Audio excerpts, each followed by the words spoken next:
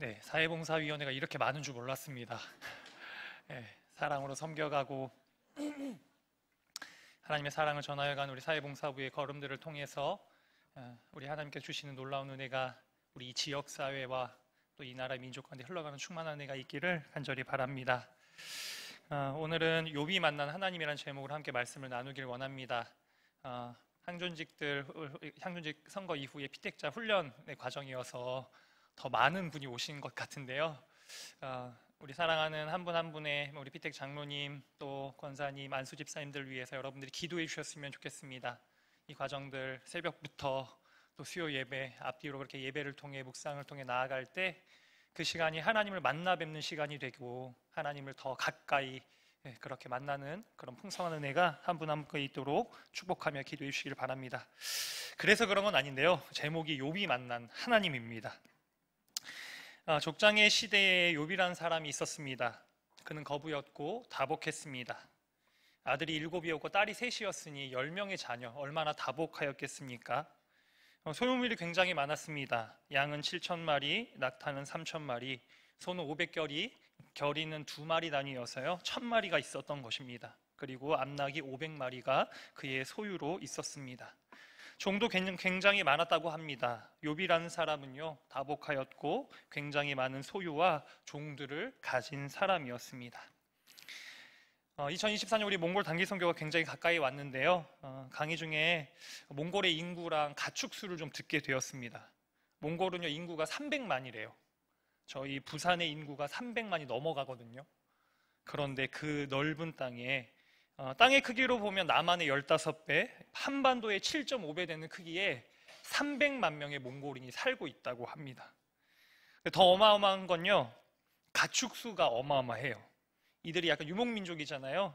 그런데 이들이 키우는 가축이 대략적으로 정확하게 통계를 낼 수는 없지만 대략 적을 때는 6천만 마리, 그리고 좀 이렇게 풍년이 들어서 풀이 잘 날 때는 7,000마리를 훌쩍 넘기는 정도의 가축 수가 있다고 합니다. 제가 6천만 마리를 300만으로 나누었더니 평균 20마리가 되더라고요.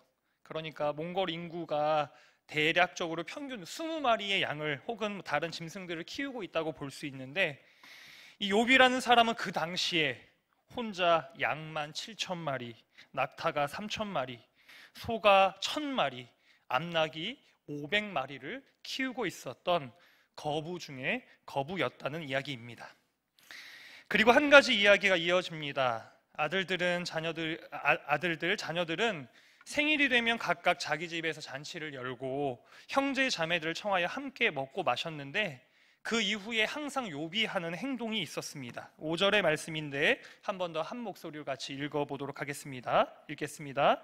그들이 차례대로 잔치를 끝내면 욥이 그들을 불러다가 성결하게 하되 아침에 일어나서 그들의 명수대로 번제를 드렸으니 이는 욥이 말하기를 혹시 내 아들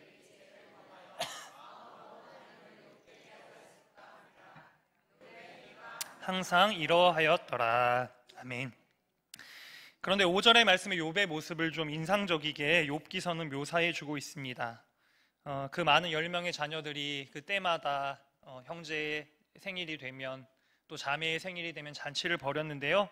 그 잔치를 벌여서 놀고 먹고 마시고 나서 잔치를 끝내고 나면 욥은 항상 그들을 불러다가 성결하게 하며 아침에 일어나서 그들의 명수대로 번제를 드렸다 말씀하고 있습니다.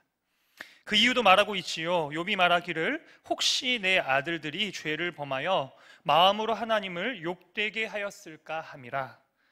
혹여나 이 아들들이 혹은 딸들이 그러한 과정에서 잔치를 벌이다가 실수를 하거나 죄를 지을까, 혹시 그것으로 인하여 넘어질까 하는 마음에 늘상 그들을 성결하게 하고 번제를 드렸다는 것입니다.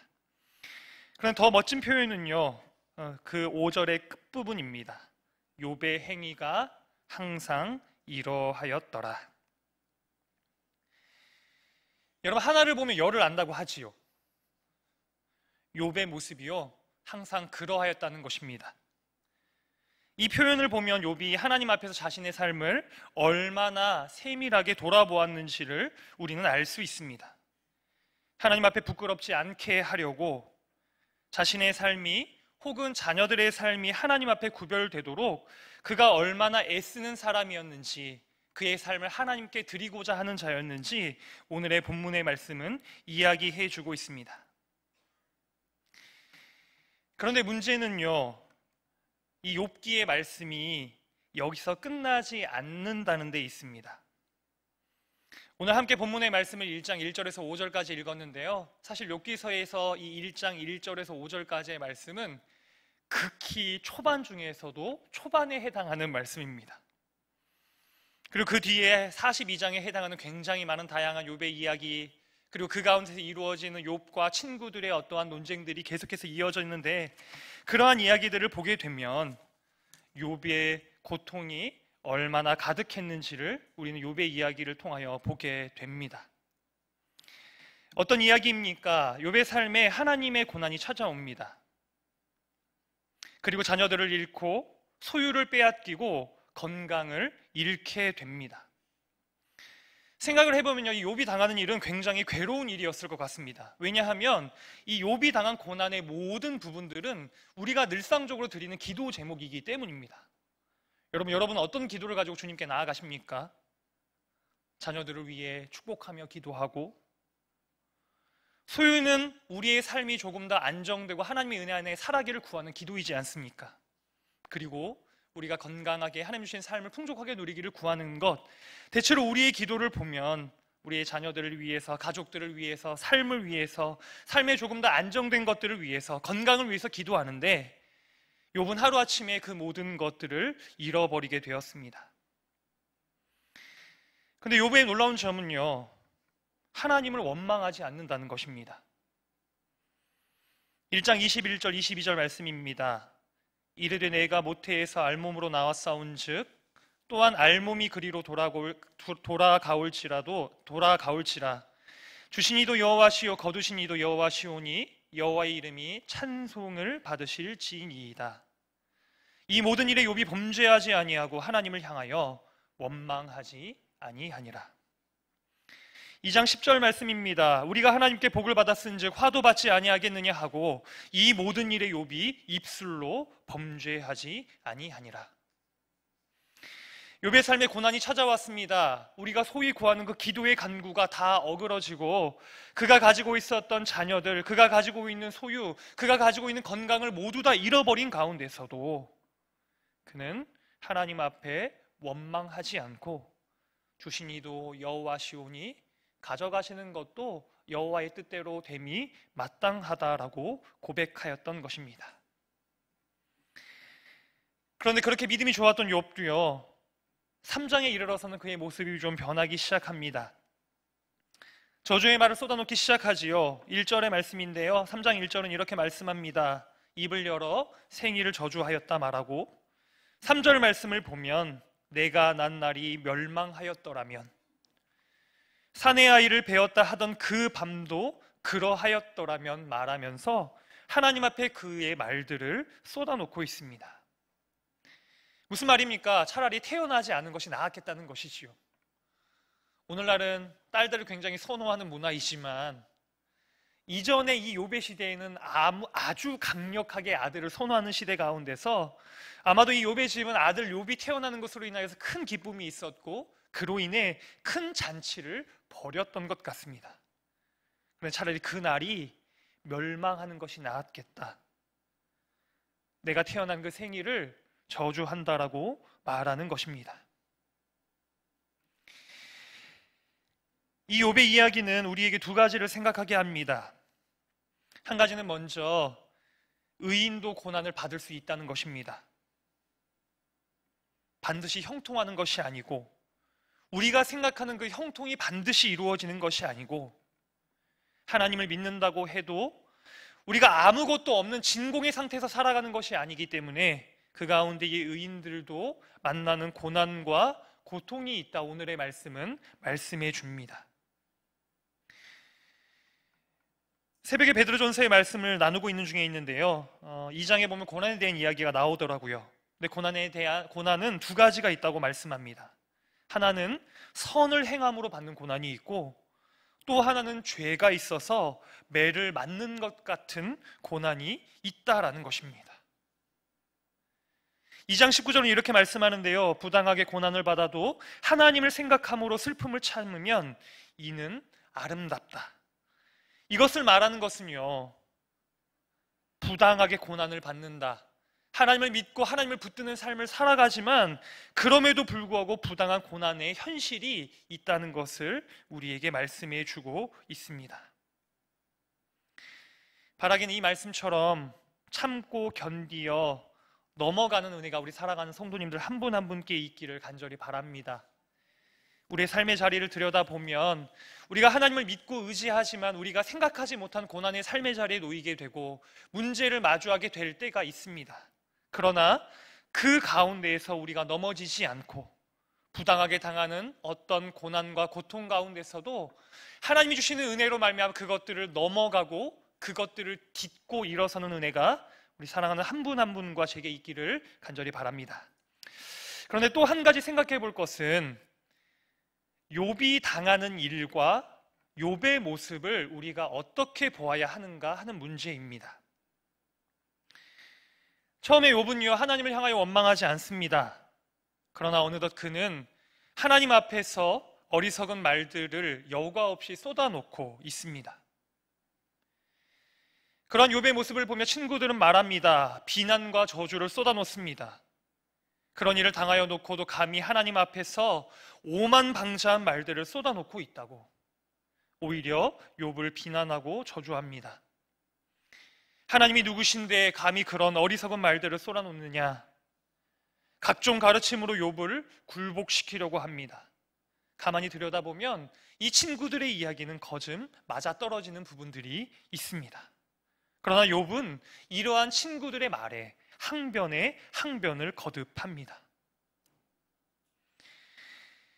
욥기의 말씀은요, 처음의 시작은 그가 거부였고 그가 다복하였고 하나님의 은혜로 말미암아 그가 세상 가운데에서도 보았을 때도 떵떵거리는 삶을 사는 자였는데 그 앞부분의 짧은 이야기 이후에 이루어지는 이야기들을 보면 욥의 삶 속에 들이닥쳐 있는 갖은 고난과 그 가운데에 들려지는 논쟁의 이야기들로 가득 차 있습니다.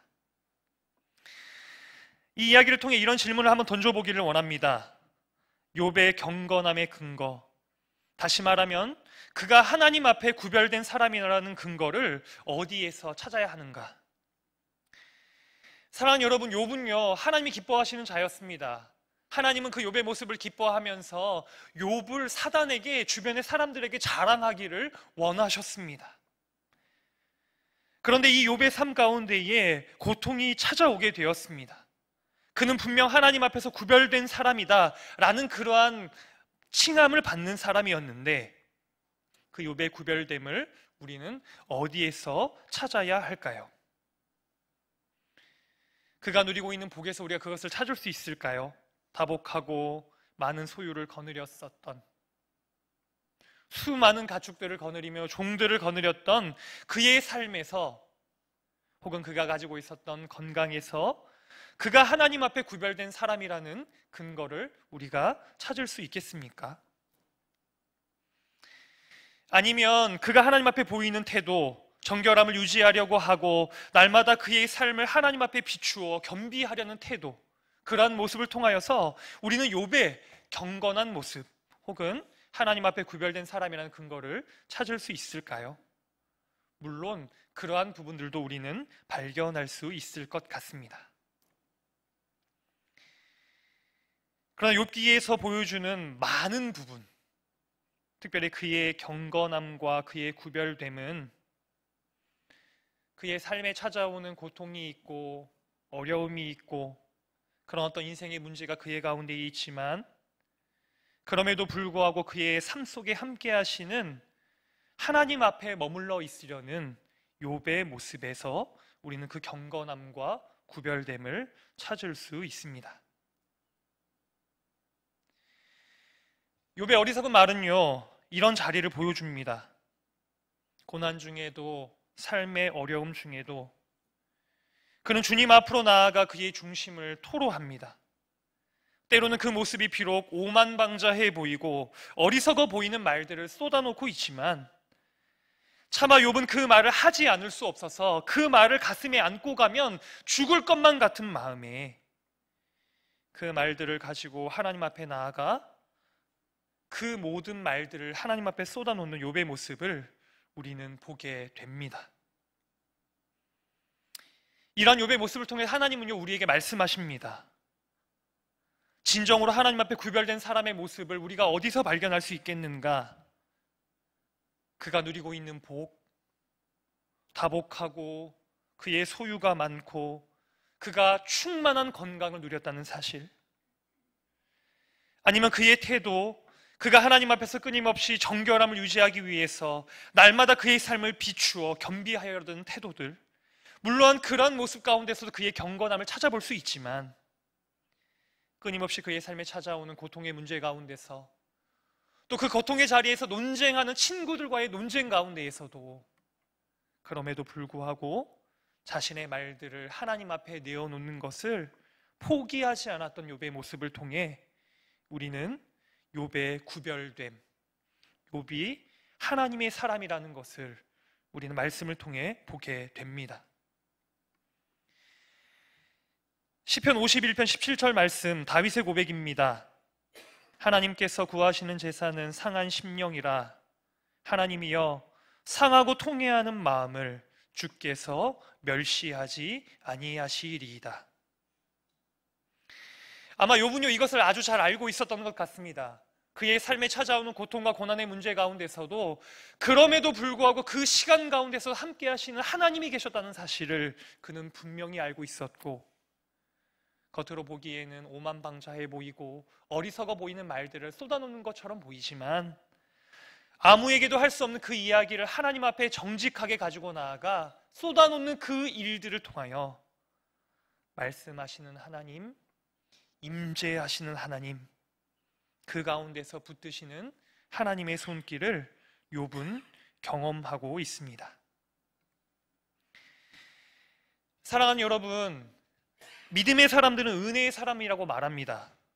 여러분, 은혜를 구한다는 것이 이러한 것이지 않겠습니까? 하나님 앞에 나아가 우리의 삶을 쏟아놓는 것, 정돈되고 좋은 모습들만 주님 앞에 올려드리는 것이 아니라 때로는 참으로 부끄럽고 연약하기 그지없는, 특별히 우리가 가지고 있는 그러한 한계 가운데 부딪혀서 오만방자하게 어리석은 말들을 쏟아놓는 가운데에서도 그럼에도 불구하고 주께로 나아가는 것을 멈추지 않고 나아가 하나님, 제가 여기에 있습니다. 저의 고백을 받아주십시오. 하나님, 제가 주님께 기도하며 간구합니다. 저를 향하신 하나님의 음성을 듣게 하시고 제가 주님의 그 임재 안에 있도록 도와주시기를 원합니다. 이러한 간구의 기도의 제목으로 욥은 주님 앞에 나아가고 있습니다. 사랑하는 여러분, 우리가 믿는 하나님은요, 세상 만물을 다스리시는 하나님이십니다.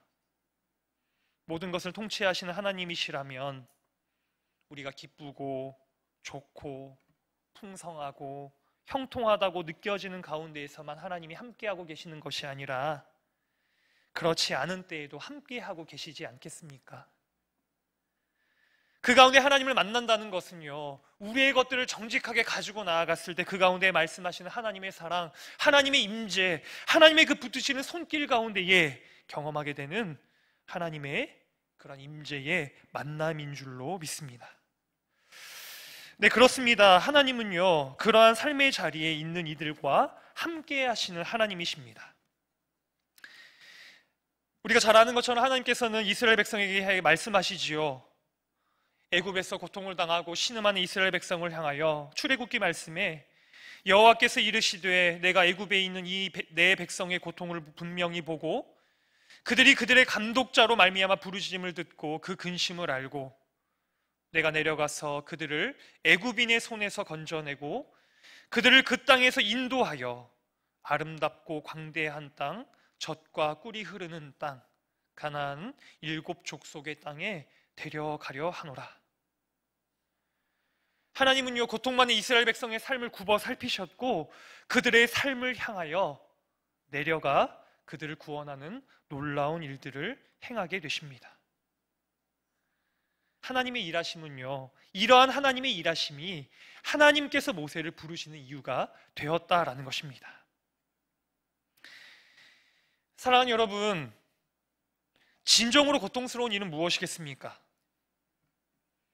우리가 고통을 당할 때 모든 통로가 가로막혀 그 고통을 토로하고 올려드릴 수 있는 창구가 모두 다 막혀버리는 것, 고통을 겪는 것보다요 더 큰 고통은 내가 고통을 겪지만 그 고통의 것들이 모두 다 창구가 막혀서 다른 어느 곳에서도 그 고통을 쏟아놓을 수 없는 막혀있는 상황이 우리에게 가장 고통스러운 일이 된다라고 말할 수 있겠습니다. 여러분 한번 생각해 보십시오. 아이가요 밖에서 신나게 놀다가 넘어져서 다치게 되었습니다. 크게 좀 다쳐서 그 다친 자신의 아픔을 토로하기 위해서 엄마를 찾고 아빠를 찾아야 하는데요, 그 엄마와 아빠에게 나아가는 길들이 막혀 있다면 그 아이가 얼마나 고통스럽고 아프겠습니까?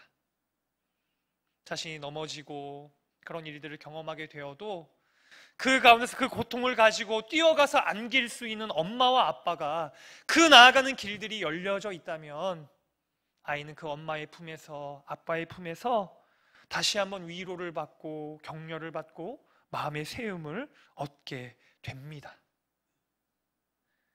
우리도요 마찬가지인 것이지요.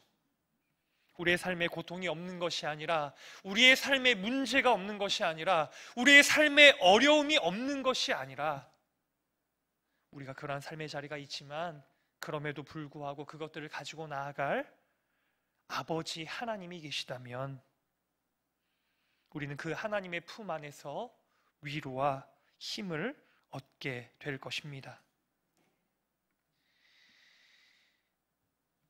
이런 생각을 해보게 됩니다. 우리의 존재가 자꾸만 불안한 이유가 무엇일까? 믿음을 가지고 살아가지만 저 스스로를 돌아봤을 때에도 하나님 앞에 깊은 안정감을 누릴 때도 있지만 또 한편으로 굉장히 불안하여져서 긴장하고 근심하고 걱정하며 그 불안 가운데 휩싸여 있는 저의 모습을 보게 될 때가 참 많이 있는데요, 그러한 저의 모습을 보며 나는 왜 이렇게 불안해할까라는 생각을 품어보게 됩니다. 그런데 사랑하는 여러분, 우리의 존재가 이렇게 불안해하는 이유가요, 혹시 우리의 삶의 자리 가운데서 이러한 자리를 많이 잃어버렸기 때문은 아닌가요? 늘상 우리에게 맡겨져 있는 책임을 감당하느라 긴장하고 눈치 보며 정말 있는 그대로 날 것 그대로 나아가서 그것들을 쏟아놓을 수 있는 창구를 잃어버려 그 가운데에 막힘 가운데 허덕이는 삶이 있기 때문에 우리의 삶이 불안해하며 안정감을 누리지 못하며 그 가운데에 근심하고 있지는 않은지 우리의 모습을 돌아보기를 원합니다. 욥이요 친구들과의 논쟁에서 물러설 수 없었던 것은 고통의 상황 속에서 자신의 말을 다른 곳에는 몰라도 하나님께는 올려드릴 수 있어야 하는데 친구들의 말은 욥의 고통의 고백을 하나님 앞에서 막아 올려드리지 못하도록 하였기 때문이었던 것입니다. 사랑하는 여러분, 하나님은요 우리의 아버지가 되십니다. 하나님이 이 시간 우리를 한 사람 한 사람을 이 자리 가운데 부르셔서 만나기 위해서 이 자리 가운데 부르셨습니다. 하나님 우리와 이 시간도 세밀한 교통과 하나님의 그 임재 가운데에 우리를 만나기를 원하시고 하나님의 음성을 들려주시기를 원하십니다. 사실 우리를 살리는 말은요 많은 말이 우리를 살리는 것이 아닙니다. 생명이 있는 그 말 한마디가 우리 가운데 들려지면, 기도도 그렇지 않습니까?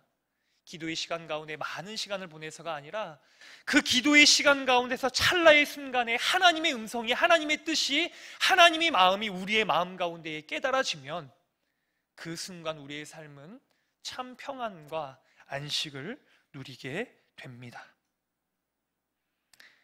바라기는 그러한 은혜가요 저와 여러분 가운데 있기를 간절히 원합니다.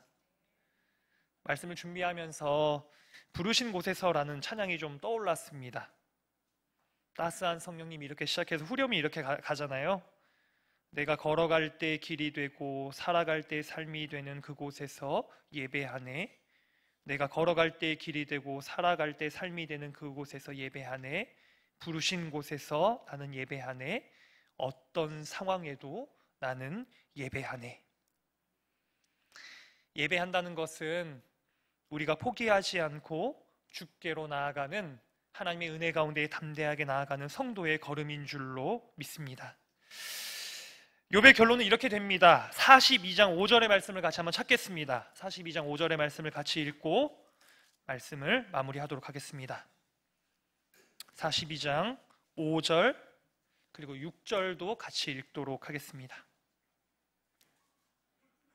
찾으셨으면 말씀을 한 목소리 믿음으로 함께 선포하며 읽도록 하겠습니다. 내가 주께 대하여 귀로 듣기만 하였사오나 이제는 눈으로 주를 배옵나이다. 그러므로 내가 스스로 거두어드리고 티끌과 제 가운데에서 회개하나이다. 아멘. 욥은요 그의 고통의 자리와 그 모든 시간의 논쟁 가운데서 자신이 하나님을 만나 배웠다고 고백하고 있습니다. 바라옵기는 이러한 은혜가 우리에게도 있기를 원합니다. 그 시간을 지나가는 과정 가운데서 우리가 더 깊이 하나님을 만나고 그 가운데서 말씀하시는 하나님의 음성이 더욱더 분명하게 우리에게 들려지고 그 가운데 하나님의 임재가 우리에게 풍성하게 누려지는 충만한 은혜가 우리 사랑하는 성도님들 한 분 한 분께 있기를 간절히 소망하며 기도합니다. 함께 기도하도록 하겠습니다. 이 시간 우리가 함께 기도하기를 원하는데요, 이렇게 좀 같이 한번 기도할까요? 하나님, 제가 이 예배의 시간을 통하여서 하나님을 만나 배웁기를 원합니다. 하나님의 그 세미한 음성, 생명의 말씀, 우리의 삶의 자리에 당면한 모든 일들 속에서 다른 사람의 소리가 아니라 하나님의 그 음성이 제게 분명하게 들려지기를 원합니다. 하나님의 음성이 들려질 때 우리 가운데 있는 다른 세상의 모든 소리들이 물러가고 하나님의 그 음성이 있을 때 우리는 그 은혜 안에 평안과 담대함을 얻게 될 줄로 믿습니다. 흩어져 있는 우리의 모든 생각들을 주께로 모아주시고 그 주님을 간절하게 찾고 구하는 마음을 저의 마음 가운데 더해주셔서 날마다 제가 하나님을 만나는 인생이 되게 도와주시고 하나님의 음성을 듣는 인생이 되게 하여 주시옵소서. 우리가 말씀을 붙잡고 함께 마음을 모아 함께 기도하며 나아가도록 하겠습니다. 함께 기도하시겠습니다. 사랑과 은혜 하나님 아버지 감사합니다. 우리를 은혜 가운데 불러주시고 말씀을 통해 우리를 만나시겠다고 부르시는 하나님의 모든 은혜에 찬양과 영광을 올려드립니다. 우리 인생에 마주한 문제와 삶의 어려움과 고통을 마주하게 될 때 사실 우리의 마음들은 쉽게 흔들리며 그 가운데 우리의 눈과 마음이 어디로 나아가야 할지를 잃어버리는 그 향방을 잃어버리는 모습들이 우리 가운데 있지만 욥의 이야기를 통하여서 우리가 우리의 삶의 방향을 새롭게 하기를 원합니다. 하나님, 제가 저의 삶의 자리 가운데 날마다 주님 앞에 나아가 저에게 말씀하시는 하나님의 음성을 듣기를 원하며 이 시간 가운데 임재하시는 하나님의 임재 가운데에 붙잡히기를 간절히 원합니다. 하나님, 목마른 심령 가운데에 하나님의 사랑의 용을 충만하게 채워주시고 권고한 우리의 심령을 주님 앞에 쏟아놓고 나아갈 때마다 그 가운데 세밀한 음성으로 말씀하시고 주장하시는 하나님의 은혜의 임재가 사랑하는 사람 한 사람 가운데 있도록 주여 은혜가 함께 해주시고 도와주시옵소서.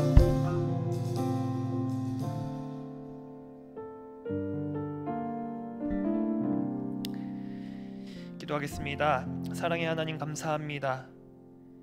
오늘도 하나님을 만나는 귀한 예배의 자리에 우리를 불러주신 것을 감사드립니다. 우리가 예배하며 기도하며 하나님께로 나아갈 때 하나님을 만나 배웁기를 원합니다. 하나님께로 나아가는 것들을 가로막는 모든 악한 것들을 제거하여 주시고 우리가 하나님의 음성을 들으며 하나님의 임재 안에 깊이 거하는 그러한 삶이 될 수 있도록 주께서 은혜로 함께해 주시옵소서. 예수님의 이름으로 기도합니다.